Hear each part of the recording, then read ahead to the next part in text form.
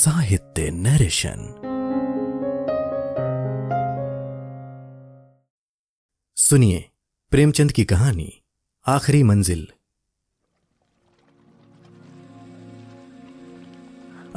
आज 3 साल गुजर गए।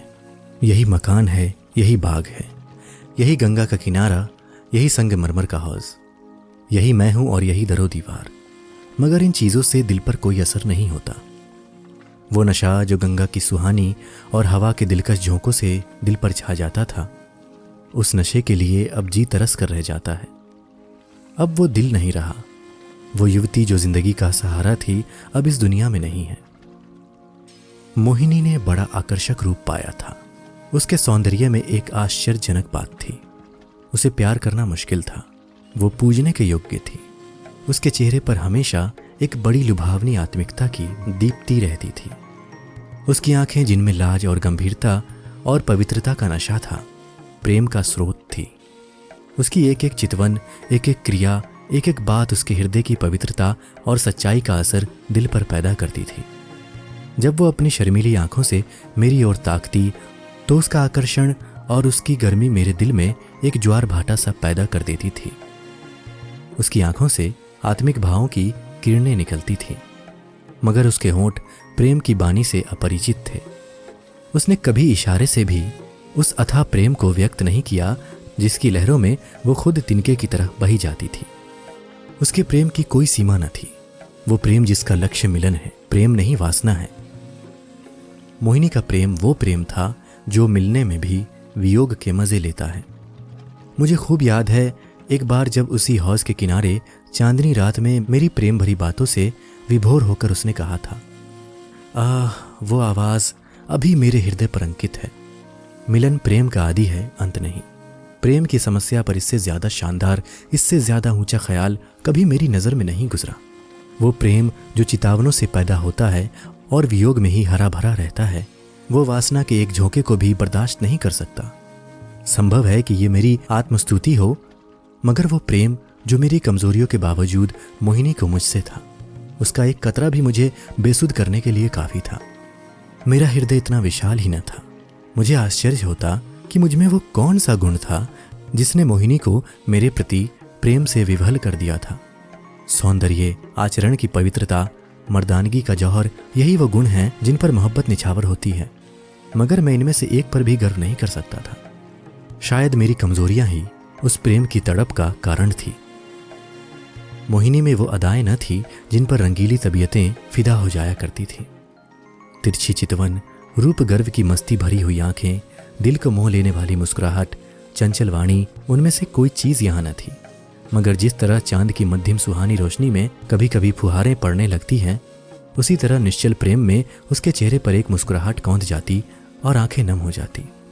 यह अदा न थी, सच्चे भावों की तस्वीर थी जो मेरे हृदय में पवित्र प्रेम की खलबली पैदा कर देती थी। शाम का वक्त था। दिन और रात गले मिल रहे थे। आसमान पर मतवाली घटाएं छाई हुई थीं और मैं मोहिनी के साथ उसी हौज के किनारे बैठा हुआ था। ठंडी ठंडी बयार और मस्त घटाएं हृदय के किसी कोने में सोते हुए प्रेम के भाव को जगा दिया करती हैं। वो मतवालापन जो उस वक्त हमारे दिलों पर छाया हुआ था, उस पर मैं हजारों होशमंदियों को कुर्बान कर सकता हूँ। ऐसा मालूम होता था कि उस मस्ती के आलम में हमारे दिल बेताब होकर आंखों से टपक पड़ेंगे। आज मोहिनी की जबान भी संयम की बेड़ियों से मुक्त हो गई थी और उसकी प्रेम में डूबी हुई बातों से मेरी आत्मा को जीवन मिल रहा था।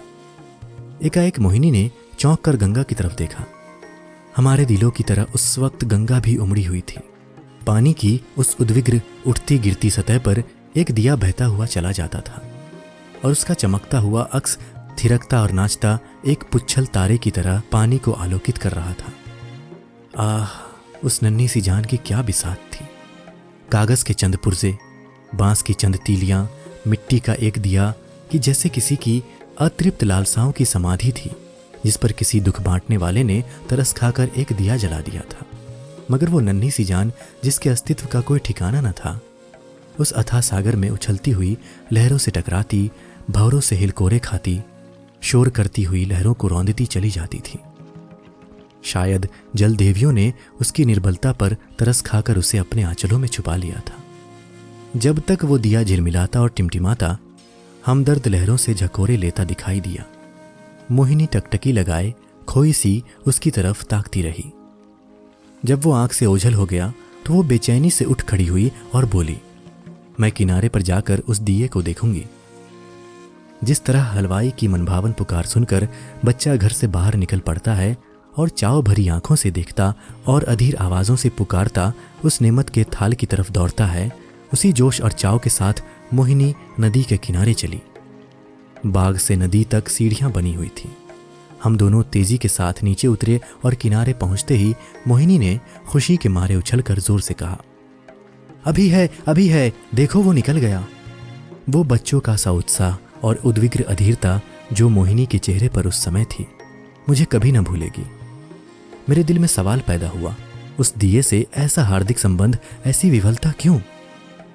मुझे जैसा कवित्व शून्य व्यक्ति उस पहेली को जरा भी न बूझ सका। मेरे हृदय में आशंकाएं पैदा हुई। अंधेरी रात है, घटाएं उमड़ी हुई, नदी बाढ़ पर, हवा तेज। यहां इस वक्त ठहरना ठीक नहीं। मगर मोहिनी वो चाव भरे भोलेपन की तस्वीर उसी दिए की तरफ आंखें लगाए चुपचाप खड़ी थी और वो उदास दिया ज्यों हिलता मचलता चला जाता था, न जाने कहां, किस देश। मगर थोड़ी देर के बाद वो दिया आंखों से ओझल हो गया। मोहिनी ने निराश स्वर में पूछा, बुझ गया होगा? और इसके पहले कि मैं जवाब दूं, वो उस डोंगी के पास चली गई जिस पर बैठकर हम कभी कभी नदी की सैरें किया करते थे, और प्यार से मेरे गले लिपट कर बोली, मैं उस दिए को देखने जाऊंगी कि वो कहाँ जा रहा है, किस देश को। ये कहते कहते मोहिनी ने नाव की रस्सी खोल ली। जिस तरह पेड़ों की डालियां तूफान के झोंकों से झंकोले खाती हैं, उसी तरह ये डोंगी डावाडोल हो रही थी। नदी का वो डरावना विस्तार, लहरों की वो भयानक छलांगे, पानी की वो गरजती हुई आवाज, इस खौफनाक अंधेरे में इस डोंगी का बेड़ा क्यों कर पार होगा? मेरा दिल बैठ गया। क्या उस अभागे की तलाश में ये कश्ती भी डूबेगी? मगर मोहिनी का दिल उस वक्त उसके बस में न था। उसी दिए की तरह उसका हृदय भी भावनाओं की विराट लहरें भरी गरजती हुई नदी में बहा जा रहा था। मतवाली घटाएं झुकती चली आती थीं कि जैसे नदी के गले मिलेंगी, और वो काली नदी यूं उठती थी कि जैसे बादलों को छू लेंगी। डर के मारे आंखें मूंदी जाती थीं। हम तेजी के साथ उछलते, कगारों के गिरने की आवाजें सुनते, काले काले पेड़ों का झूमना देखते चले जाते थे। आबादी पीछे छूट गई, देवताओं की बस्ती से भी आगे निकल गए। एकाएक मोहिनी चौंक कर उठ खड़ी हुई और बोली, अभी है, देखो वो जा रहा है। मैंने आंख उठाकर देखा, वो दिया ज्यों का त्यों हिलता मचलता चला जाता था। उस दिए को देखते हम बहुत दूर निकल गए।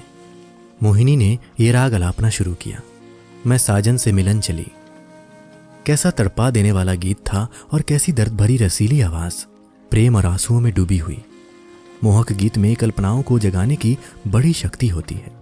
वो मनुष्य को भौतिक संसार से उठाकर कल्पना लोक में पहुंचा देता है। मेरे मन की आंखों में उस वक्त नदी की पुरशोर लहरें, नदी किनारे की झूमती हुई डालियां, सनसनाती हुई हवा, सब ने जैसे रूप धर लिया था, और सब की सब तेजी से कदम उठाए चली जाती थी अपने साजन से मिलने के लिए। उत्कंठा और प्रेम से झूमती हुई ऐ युवती की धुंधली सपने जैसी तस्वीर हवा में, लहरों में और पेड़ों के झुरमुट में चली जाती दिखाई देती और कहती थी, साजन से मिलने के लिए। इस गीत ने सारे दृश्य पर उत्कंठा का जादू फूंक दिया। मैं साजन से मिलन चली, साजन बसत कौन सी नगरी। मैं बौरी न जानूंगा मोहे आस मिलन की, उससे ऐसी प्रीत भली, मैं साजन से मिलन चली। मोहिनी खामोश हुई तो चारों तरफ सन्नाटा छाया हुआ था, और उस सन्नाटे में एक बहुत मध्यम रसीला स्वप्निल स्वर क्षितिज के उस पार से, या नदी के नीचे से, या हवा के झोंकों के साथ आता हुआ मन के कानों को सुनाई देता था, मैं साजन से मिलन चली। मैं इस गीत से इतना प्रभावित हुआ कि जरा देर के लिए मुझे ख्याल न रहा कि मैं कहाँ हूं और कहाँ जा रहा हूं। दिल और दिमाग में वही राग गूंज रहा था। अचानक मोहिनी ने कहा, उस दिए को देखो। मैंने दिए की तरफ देखा। उसकी रोशनी मंद हो गई थी और आयु की पूंजी खत्म हो चली थी। आखिर वो एक बार जरा भभका और बुझ गया।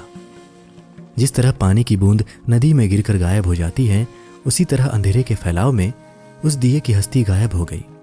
मोहिनी ने धीमे से कहा, अब नहीं दिखाई देता? बुझ गया।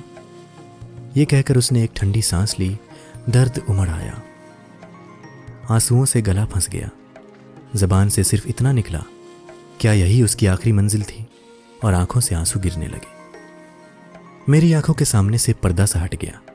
मोहिनी की बेचैनी और उत्कंठा, अधीरता और उदासी का रहस्य समझ में आ गया और बरबस मेरी आंखों से भी आंसू की चंद बूंदें टपक पड़ी। क्या उस शोर भरे खतरनाक तूफानी सफर की यही आखिरी मंजिल थी? दूसरे दिन मोहिनी उठी तो उसका चेहरा पीला था। उसे रात भर नींद नहीं आई थी। वो कवि स्वभाव की स्त्री थी। रात की इस घटना ने उसके दर्द भरे भावुक हृदय पर बहुत असर पैदा किया था। हंसी उसके होठों पर यूं ही बहुत कम आती थी। हाँ, चेहरा खिला रहता था। आज से वो हंसमुखपन भी विदा हो गया। हरदम चेहरे पर एक उदासी सी छाई रहती और बातें ऐसी जिनसे हृदय छलनी होता था और रोना आता था। मैं उसके दिल को इन ख्यालों से दूर रखने के लिए कई बार हंसाने वाले किस्से लाया, मगर उसने कहीं खोल कर भी न देखा। हाँ, जब मैं घर पर ना होता तो वो कवि की रचनाएं देखा करती, मगर इसलिए नहीं कि उनके पढ़ने से कोई आनंद मिलता था, बल्कि इसलिए कि उसे रोने के लिए ख्याल मिल जाता था। और वो कविताएं जो उस जमाने में उसने लिखी, दिल को पिघला देने वाले दर्द भरे गीत हैं। कौन ऐसा व्यक्ति है जो उन्हें पढ़कर अपने आंसू रोक लेगा? वो कभी कभी अपनी कविताएं मुझे सुनाती और जब मैं दर्द में डूबकर उनकी प्रशंसा करता तो मुझे उसकी आंखों में आत्मा के उल्लास का नशा दिखाई पड़ता। हंसी, दिल लगी और रंगीनी मुमकिन है कुछ लोगों के दिलों पर असर पैदा कर सके, मगर वो कौन सा दिल है जो दर्द के भावों से पिघल न जाएगा? एक रोज हम दोनों इसी बाग की सैर कर रहे थे। शाम का वक्त था और चैत का महीना। मोहिनी की तबीयत आज खुश थी। बहुत दिनों के बाद आज उसके होठों पर मुस्कुराहट की झलक दिखाई दी थी। जब शाम हो गई और पूर्णमासी का चांद गंगा की गोद से निकलकर ऊपर उठा तो हम इसी हौज के किनारे बैठ गए। ये मॉल सीढ़ियों की कतार और ये हौज मोहिनी की यादगार है। चांदनी में बिसात आई और चौपड़ होने लगी। आज तबीयत की ताजगी ने उसके रूप को चमका दिया था और उसकी मोहक चपलताएं मुझे मतवाला किए देती थी। मैं कई बाजियां खेला और हर बार हारा। हारने में जो मज़ा था वो जीतने में कहाँ। हल्की सी मस्ती में जो मज़ा है वो छकने और मतवाला होने में नहीं। चांदनी खूब चिटकी हुई थी। एकाएक मोहिनी ने गंगा की तरफ देखा और मुझसे बोली, वो उस पार कैसी रोशनी आ रही है? मैंने भी निगाह दौड़ाई। चिता की आग जल रही थी, लेकिन मैंने टाल कर कहा, सांझी खाना पका रहे हैं। मोहिनी को विश्वास नहीं हुआ। उसके चेहरे पर एक उदास मुस्कुराहट दिखाई दी और आंखें नम हो गई। ऐसे दुख देने वाले दृश्य उसके भावुक और दर्दमंद दिल पर वही असर करते थे जो लू की लपट फूलों के साथ करती है। थोड़ी देर तक वो मौन निश्चला बैठी रही, फिर शोक भरे स्वर में बोली, अपनी आखिरी मंजिल पर पहुंच गया। तो दोस्तों, अभी आप सुन रहे थे मुंशी प्रेमचंद की कहानी आखिरी मंजिल।